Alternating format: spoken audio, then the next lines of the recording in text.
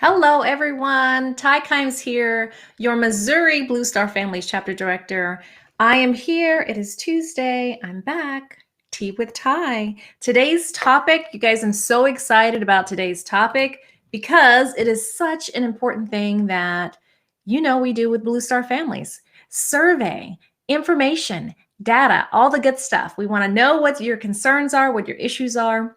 And we're going to talk about that today. So today's topic is our Blue Star Families Annual Military Family Lifestyle Survey. And I am joined today by one of my fellow chapter directors. I'm so excited to bring her on. Miss Emily, come on and join us. Miss Emily Harrison. There she is. Hey, Emily. Good morning. How are you? Good. I see you've got, are you drinking coffee? You know me. It's coffee. Yes. You've got the big mug. I see that. You need that. Go home. Yeah.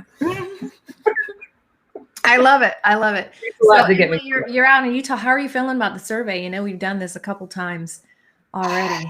It's always a interesting time of year, nervous time of year, but exciting because we really want to just get as many people as possible to take the survey and really tell us what's going on with them in their life. It's what we want to know. So exciting, but nervous at the same time. Nervous. I know, right? Because we want to make sure everyone is, not only are you taking the survey, but we're doing this so that you can understand why we even have the survey and why it's important to take it. As a volunteer, that was one question. It was like, anyone would ask me to do it. Sure. Okay, I'll do it. But I never really understood why. So I'm excited today, Emily, because, we have Dr. Jessica Strong. I know she prefers Jess Strong, who's joining us. And she's just so skilled and always has so much information to share. Thank you so much for joining us. There you are. I'm so glad to be here. I love just hanging out with you guys and being able to, any opportunity to talk about research, I'm there, right? So it is my cup of tea. Oh, I love it. It's so cute. Look at your cup. I love it. Yay. So we are definitely enjoying tea, and we want you guys to enjoy it as well, whether you're watching right now or you're going to replay later. Make sure that you share, make sure that you comment and let us know, is this information helpful, all that other stuff. But let's get into it. So Jess, you've been with the company for a while. This isn't the first survey that you've done. How long have you been doing the surveys with Blue Star Families? Well, you mentioned starting as a volunteer, and that's how I started too. I started volunteering with Blue Star Families after a PCS move led me to a stint of unemployment for a little while. So I started like so many other military spouses. So I started volunteering with Blue Star Families, and then found they had some positions open for research analysts, and research is my jam. So that's how I got started. I started with the 2018 survey, then did 2019. We just finished 2020 not that long ago. Right. And now we are launching 2021. So this is my fourth survey iteration. So we are all old pros at this now. I know. Look at us, the experts in well, I don't know. You're the expert in this. I don't know, Emily, if you feel as much as an expert. I don't quite feel that. I'm still learning. Well, we are too. That's why we do this survey, right? So we can continue to learn about what people's concerns are and their issues are and how military life affects them. I love it. So what's kind of new about the survey this year? Because every year it does change, right? Yeah, absolutely. We change it. And that's one of the beauties of having the annual Military Family Lifestyle Survey. It's iterative, and we can change it each year depending on what are the issues that we see pop up. What do we need to explore a little bit more? This past year, we looked into issues of discrimination and diversity, and we just stepped our toe in the water there. And there's a lot more to explore. So that's one of the things that we're exploring a little bit more in 2021 in this year's surveys, looking at diversity not only in race and ethnicity and gender and sexual orientation, but also religious diversity and how that impacts military families and how they experience, how different people with different experiences are impacted by military life. So that's one. And we're opening it up to not only service members, but families as well. Last year, we focused really on service members and their experiences of diversity and discrimination. And now we're looking at the whole family and how families are impacted, because we know it's not just the service member. That's why we do the family lifestyle survey. So we're looking at families' experiences of discrimination in different areas in the military community and the civilian community. We're looking at another issue that became really important this past year was military children's mental health. We know 2020 was a rough year for a lot of people, and it was a tough year for kids. Like, they had a lot of changes for kids in general, and then military kids already are dealing with lots of transitions and lots of changes with relocations and school transitions.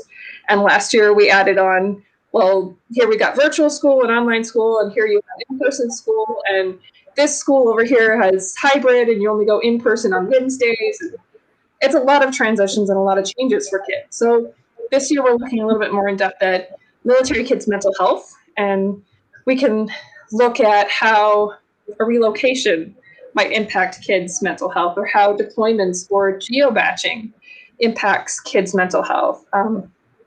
Geobatching is another area that I've been wanting to look into. It's when families decide to live apart for a period of time because the service member is moving to a new duty station, and the family, for whatever reason, decides they can't join, usually because of the spouse's career, because the kids are embedded in school. They have the services, like educational or healthcare services that they need there, and they don't want to uproot them again. So let's see. We talked about discrimination. We talked about kids' mental health. Also new this year is family building. Family building are the experiences or challenges families have when trying to build their family, either through alternative reproduction or through adoption or foster care. Right. Military families are kind of unique in their experiences of family building because we spend so much time apart, and we move so frequently that those things impact your ability to build a family. So we're looking at that. And probably the biggest change, the biggest new thing that we've got this year is we are fielding for the first time in Spanish, which has been a huge undertaking. And I'm really excited about being able to capture voices that we haven't been able to look at previously. So we've got a lot of new stuff, and some of the perennial issues that we always run into that we're asking about, spouse employment, children's education, relocation, time away, all those big issues are still on there. So lots of stuff. That's really good. That's definitely a lot of good stuff that you mentioned. And I think it's important. I mean, it's such a variety of topics, because that's one of the things, is that this is a very comprehensive survey. So I know we ask a lot of questions, right? And we get a lot of questions, right? Emily, you want to share some of the questions you receive? I think really families, they struggle with the why they need to take the survey. And even long before I came to Blue Star Families, we would promote the survey. And service members, sometimes they just keep their family life very separate from their work life. And they're just like, well, it's just a job. And I'm like, that couldn't be a more untrue statement. It is not just a job. Like, at all. Like, I don't think there's any civilian job out there that's going to keep you separated from your family, deploy you halfway around the world, keep you training for weeks and months on end. So it's just so night and day different from the majority of civilian jobs, and we need to be able to tell that story to the community, because people, they just don't know. So we really need to we definitely see that wanting to keep work and family separate. I get that. We have always lived kind of far away from installations, just so we have a little bit of separation between work and home.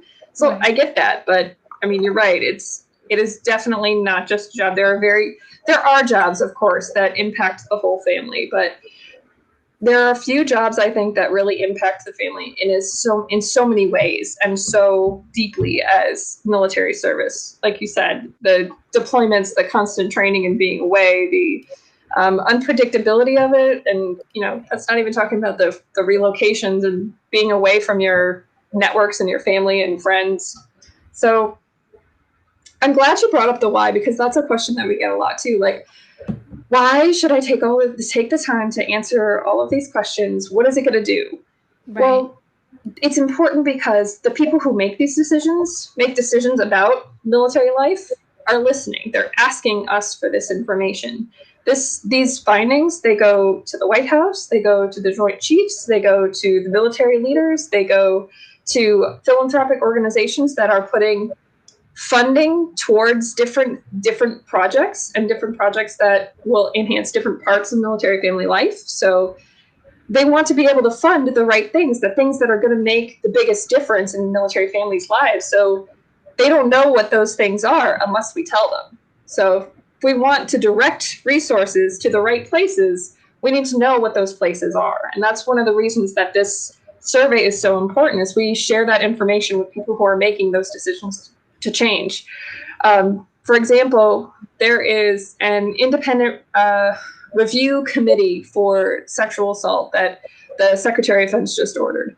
We have research that we are providing to that committee so that they can make decisions about an issue that is really, really important, especially for service members and for family members. So that's one example of the ways that the data that you guys give us, that you tell us, the stories that you share as a part of this survey, are informing the people who are able to make changes and able to affect things.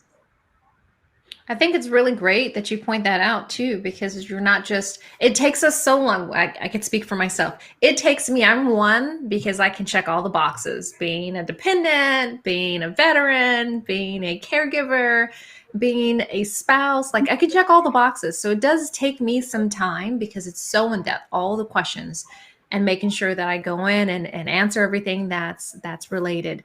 It takes me a long time to take it, but it's important to know that the information that and the time that I've taken, that I've vested in, it's not like just gone to waste. Like you're actually using the data and advocating, using it to advocate on military families on our behalf. So I think that that's great, that it's a great use of time, and it kind of solidifies that. At least I feel pretty good about that. And hopefully it doesn't take everyone that long. And speaking of time, is it a little shorter this year? It is a little bit shorter this year. It is a little bit shorter. We aim, so it goes through these processes, right? Like we start with, these are the core issues that we have to ask about every year because they're so important. That's the spouse employment, the children's education, stuff like that. Have to ask about that. So we cut it down to just those things. And then we're like, okay, what policies are being talked about right now? What are the issues that have not been addressed yet? What are the things that impact military families in a unique way that nobody has any information on? Where can we move the needle? Where can we direct these resources? And that's when we start adding a few questions back in. So it is about 20% shorter than it was last year. Of course, it varies depending on what your circumstances are, because not all the questions apply to everybody. Tai, you are very special in that you get all the veterans questions and all the spouse questions and all the caregiver questions and all the parent questions and all of those. So you're a little bit special that you get like as almost all the questions that we have. But most people don't have nearly as many questions as you do. That's true. So it is a little bit shorter. But when do you get the chance to sit down and tell your story to the White House or to the Joint Chiefs of Staff? Like, you don't. So this is your opportunity to do that while you're sitting in your sweatpants at your kid's soccer game. Right. Right, which is so good. I think it's important. It's important definitely to take it. And you guys, you can take it at any time. And speaking of taking it, who can take the survey? I know, of course, active duty members and ID card holders, spouses, past or present, active duty members, past or present, our National Guard, our reservists. Who else can take the survey? So we have a lot of questions that are aimed towards active duty and veterans. We have a whole section that's just focused on veterans and veteran families. So veterans, their spouses, active duty service members, their spouses, National Guard and reservists. We've added some new sections and new questions for them.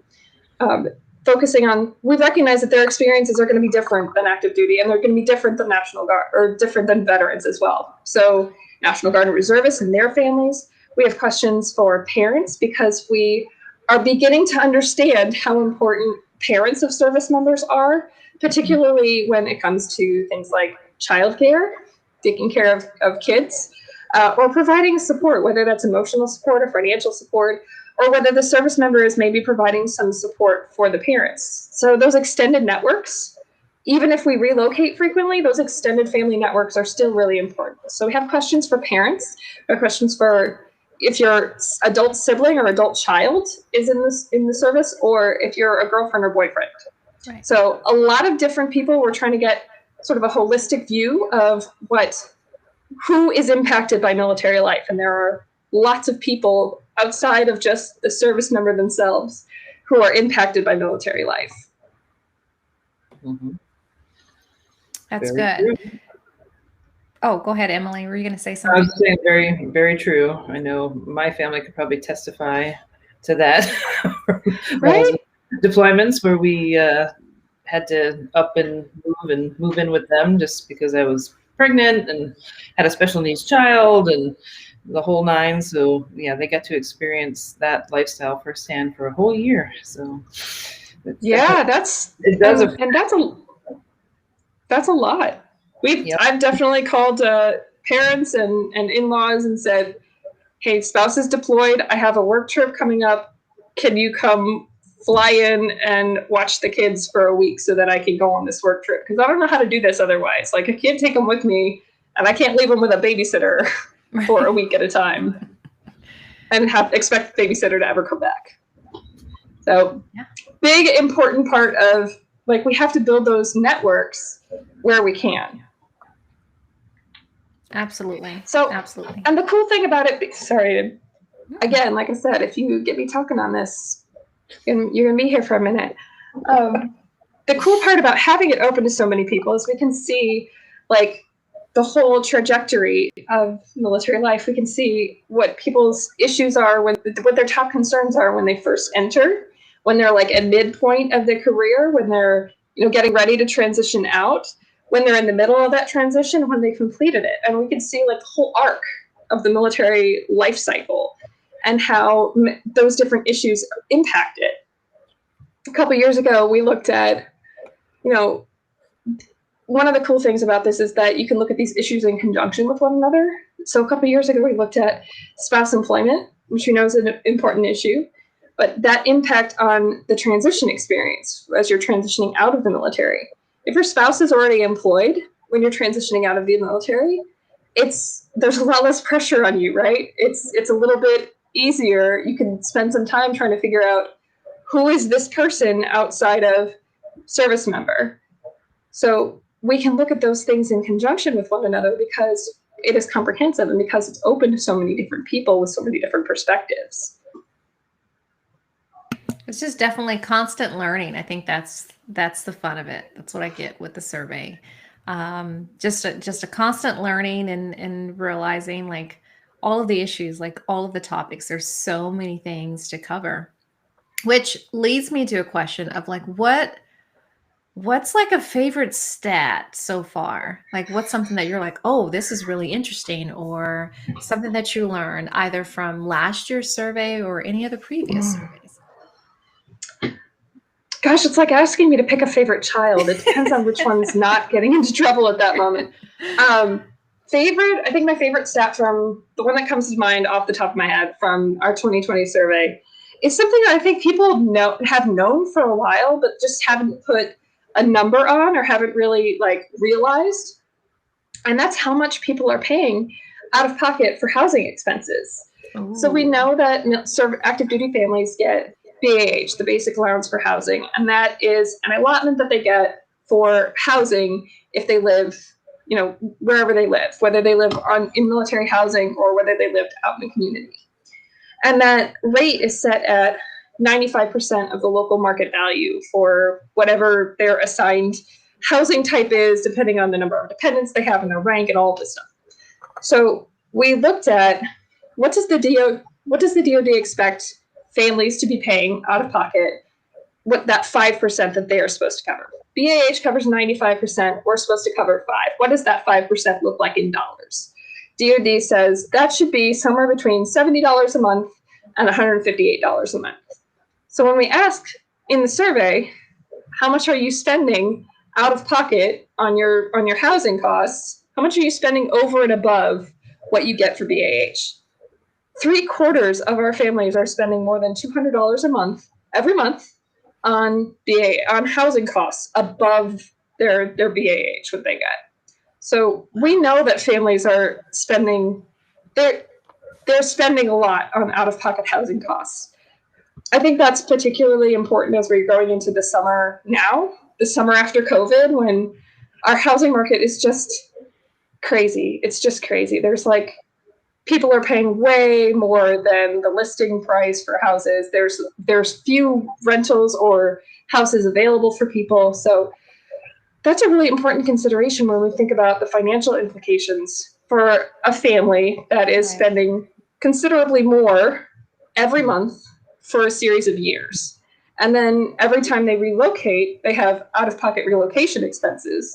So we have this concept that all of those things are paid for, and they are, but it doesn't cover everything by a long shot. So that's maybe one of my most enlightening stats from this past year, is that most families are spending way more than they're intended to on housing.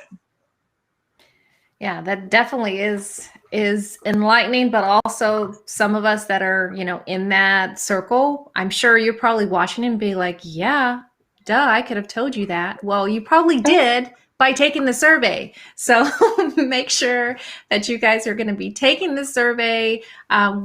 Actually, you could take it today. Today is the launch day. Am I right? Are you excited? Emily, are you excited about it being today? Yes. Emily's super So we've been talking about it forever. It's finally here. It's coming. It's coming. It's coming. It's here. Actually, that makes me think of another of the stats that, and why it's important, because it's being listened to. So one of the other, when I'm thinking about financial insecurity and financial issues, we talk a little bit about housing and out-of-pocket housing costs. Obviously, childcare is another thing, but then one of the things that has been surprising for a lot of people is the rate of food insecurity in military families. Again, there's this idea that military families have an allotment, and so there's no military families that are hungry. But that's not what we found in the survey. About 14% of our enlisted family members said that they had experienced low or very low food security. So those are families who are serving the country, who are dealing with all of this time away and all of these relocations, and are having difficulty getting food on the table, enough food on the table, and enough nutritious food on the table. And there's been this idea that doesn't exist. Well, now it's being looked at. Now there are researchers, there's congressional research going into food insecurity, and there's people interested in it because we've been able to say, look, this is an issue, and it's been an issue for a little while now, because we checked on it in 2018, we checked on it in 2020, it's still here, it's still coming. So that's an example of how these respondents to the survey are making a difference, because you tell this story, we can share it with people who can go make some changes there. I'm glad that you kind of brought that up, because I know even as the chapter directors, we've all kind of done some food distribution events and different things and partnering. And a lot of the information that members like those of you watching that you put on, we pay attention to that within Blue Star Families itself. Sorry, my daughter just came home, so that's party in the house in the background. But I think that it's important for our members to know that that's definitely a part of it. So we base our programs and try and run everything that we're doing based off of the needs. So it's not just something that we're pulling out of thin air and saying, oh, you know what? We need a books program. We know that military child education was one of the top issues. So that's why that program is there. So I think it's important to kind of highlight that. Yeah, that's a really good point. I tend to focus on like the national level policies and, looking at things at a federal level. But I mean, this stuff makes a difference at the local chapter level too, because you guys are like, okay, so what's going on in my area? What is the top issue here? Is it different here than it is in other places? And then you focus your programming around some of those top issues. Like, is spousal employment a really big issue where I am? What can I do to help with that? And I love that. And also, we get a lot of questions from you guys, because you guys will elevate a concept or a question or issue and say, I don't know anything about this. And then we look at it and go, I wonder if that's an issue for other people too. And then we can find out by asking in the survey. Absolutely. Emily, have you ever gotten asked like a really good question that stuck out with you, or was there an issue that you're like, this is something that you definitely needed to elevate? Anything that stood out for you? I get stuff all the time, just really random, but I think for it's especially important for our National Guard and Reserve populations to really get in there and talk about their issues. I think their lifestyle is probably even more unique than the active duty lifestyle, because they're managing 2 careers at the same time. And just something that came out of one of our food events, we did a food distribution event, and then later that day, I got semi-anonymous email from I don't know if she was National Guard or Reserve, but she's an officer, but she had lost her civilian job because of COVID. And so she was essentially relying on her reserve pay or National Guard pay, and was just like barely making ends meet. And she was apologizing to me for taking a spot away from an enlisted person to get food. And I had to email her back, and I was just like, you do not have anything to apologize for. Like, these are the types of issues that we come across all of the time. And it doesn't necessarily need to be COVID. Sometimes it's a freak accident, car accident. They just get laid off or whatever it is. And they find themselves in these situations where suddenly they're food insecure, or whatever the situation may be. So that's why it's, especially, here in Utah, we have a very large National Guard population. So, and I feel like I have a hard time reaching them sometimes, but like, this is, your opportunity to really, get in there and tell those stories. And then that gives us chapter directors, leverage to really take that data and really plan programs in our chapter communities that can really make a difference. So.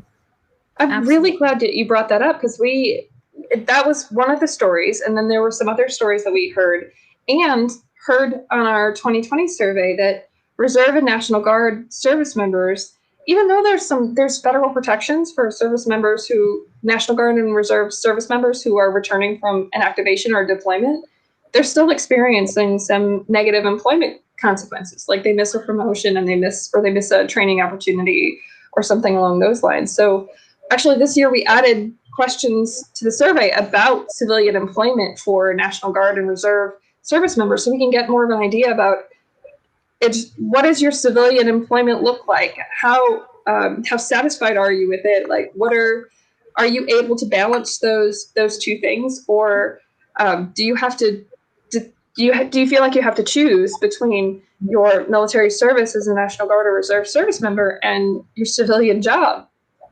So I'm glad you brought that up. That's an area that I really wanted to find out more about. Definitely. So those of you that are Reserve or National Guard members, make sure that you take the survey. And if you know of someone who is a Reserve or National Guard member, make sure that you tell them about the survey so that they can take the survey. I also wanted to kind of reiterate too, I think it's important because, Emily, what you're sharing is that situations change. So that's why we do this every year, because situations change. So we want to stay relevant. We want to make sure that we're current. So by you taking the time to take that survey, and again, I know you may not be like me. I don't know. My sisters, which you still take the survey. Thank you, sisters, in advance. I love you for taking the survey, because it does probably take you just as long as it takes me to take the survey. However, as you mentioned, Dr. Jess, that's a new one. I like it. Woo woo. Dr. Jessica Strong, that it's important to know that it's questions have been kind of shortened this year, so it shouldn't take you as long. So 10, 15 minutes, set aside that time, make sure that you are taking the survey. You don't have to be in a chapter area to take the survey. This is like nationwide. We want to hear everybody's feedback. Worldwide. Everybody's world. Oh, look at that. Worldwide. Say that again. Say that again. It's worldwide. We got quite a number of people who are stationed to CONUS: Germany, Italy, Japan. Those are the only ones I can think of off the top of my head, but everywhere. Bahrain, like United Arab Emirates, all the places. All the places. Well, look, see, I'm learning that worldwide. So the Blue Star Family's annual military family lifestyle survey, worldwide, take it, share it, and, have your spouses take it. Make sure that if you have, your adult children, they can kind of take it. Everyone just take the survey. If the military life has impacted you, make sure that you take time to do it. And look out for the Blue Star Family survey events. So there's some things to we try and make it fun, right? Because I do the best I can, it's research. So it's a little dry to start with, but I try and spice it up a tiny bit. You do make it fun. You do make it fun. So we're definitely happy that you're here and happy to announce some of the upcoming events. Let's see, what do we have going on, Emily? I know we're going to be doing our Talk About surveys every Tuesday. What else? We're going to talk different sorts of events this week just to people, informed about what's going on. So, hold on. Did you hear that? Is it just me? Okay. I was like, I couldn't hear you. There was a vibrating noise. Okay. Just looking, oh, was it me? That's okay. But then I think for our June First Friday event, which is going to be just a few days before the survey closes, we're going to try to do a really fun East versus West trivia.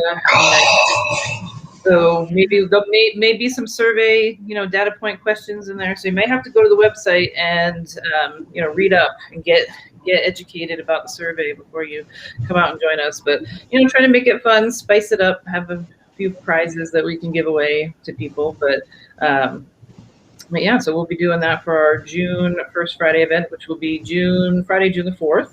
So stay tuned for more information and registration on that. But hopefully everybody will have taken the survey by then. So it won't be too big a deal, but if not, then they'll still have a couple of days to make sure they get in there and take it. That's right. Or finish it up if they got it started. Maybe you got it started, you opened it up on your phone, and then you get distracted because the dog came in, the kid came in, whatever it is. You can go back to that same browser on your phone and finish it right up. And use these Tuesdays. Use the Tuesdays or Tea with Tai as your time to connect and do the survey. So if you're watching this, a lot of members in the community, especially in the Missouri community, you approach me and you say, hey, Tai, I watched your show. It was really good. It was really helpful.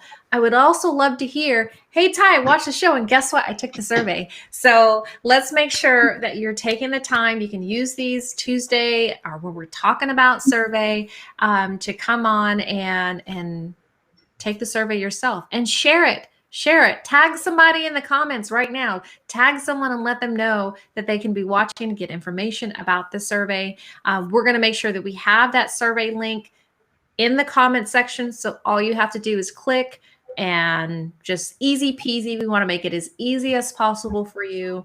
Much like last year, you probably want to use the same device because it is like a security thing. So if you start it, make sure you use the same device when you're going back in to finish it. But again, guys, it's like 15 minutes. So you can totally do that. We've talked longer than that. You've sat here and watched this, and it's been longer than the time it's going to take you to take the survey. So make sure that you are taking that survey. Anyone can take the survey, just any military family, if you're military connected. And I want to mention that you can also become a Blue Star family member because that is open to everyone. Right, Emily? It absolutely is. Any military or veteran connection or civilian supporter, if you support the military and just want to get in the know on what's happening with Blue Star Families, you can absolutely join and be a member. You get all the same awesome perks. We've got like several $100 worth of some awesome perks that you can get for free as a member. So you definitely want to get in there and check that out. Absolutely. Tai, what's your favorite perk? I'm curious. My favorite perk? Mm-hmm. Ooh, my favorite perk. You know, I am fond of Headspace. I do like the Headspace app. I mean, there's a lot of perks out there. There's a lot, but I do like the Headspace app. So I'm kind of a little partial to that. And the Caribou is cute too, but like I don't personally have like little kids, but the Caribou app is a really good one for like books and reading. If you guys don't know what we're talking about, you're going to have to go to our website and check it out. What's your favorite, Em? I think I use Headspace the most. I didn't realize that it had, like, I thought it was just mindfulness and meditation and didn't realize it had just like all of the things for sleep, because I am just the worst. Like you practically have to give me a horse tranquilizer to get me to sleep. But with the Headspace app, you can actually, there's sound, what is they call sleep casts, and there's some guided like sleep meditation stuff. It's pretty amazing. So I use that the most. But I also use Thrive Market, grocery app, or natural organic grocery app. So that's pretty good as well. But Headspace has definitely been my go-to lately. It's a good one, right? It's a good one. And we're so excited because we get to partner with all of these wonderful companies that come together to support our military families. So one thing too, I want to mention that when you do go to the website and you click join and you put all your information in, what you are doing, you should be getting access to all of our emails and newsletters and things of that nature. And once you do that, you want to go back in to bluestarfam.org. I'm going to put that link up there again. bluestarfam.org, and when you're in there, create a username, activate your membership. And once you activate your membership, that's when you're going to get access to all the perks. So there is that little extra step. Some of you might be like, hey, I'm a member. I haven't seen this stuff and never seen it. So the reason you probably haven't seen it is because you haven't activated your membership. So make sure that you do that in addition to taking the survey, because we're going to be checking with you to make sure that you take that survey every chance we get. So, all right, anything that we're forgetting before we wrap up here? Let's see, it's open from the April 27th to June 6th. And, we did forget about the prize at the end. So once you get to the end, you can submit your information. The form is totally separate from the survey form. So your survey remains confidential. We keep those two things very separate. So you can go to another form, fill out your information, your email address, and be entered to win one of $500 gift cards. So I always love sending those out afterwards, because I send a personal email to each person, and they're like, is this real? Are you a real person? I'm like, yes, I'm a real person, and this is real, and here's your $100. So I'm like, I never won anything. So that's like one of my favorite parts.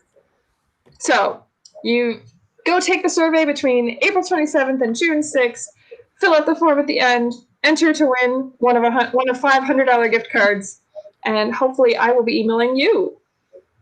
Oh, yeah.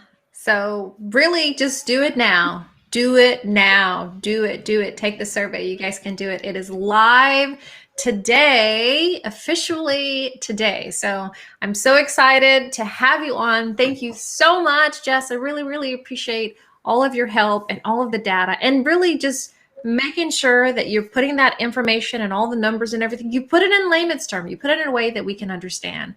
So I thank you for that, because sometimes numbers aren't for everybody.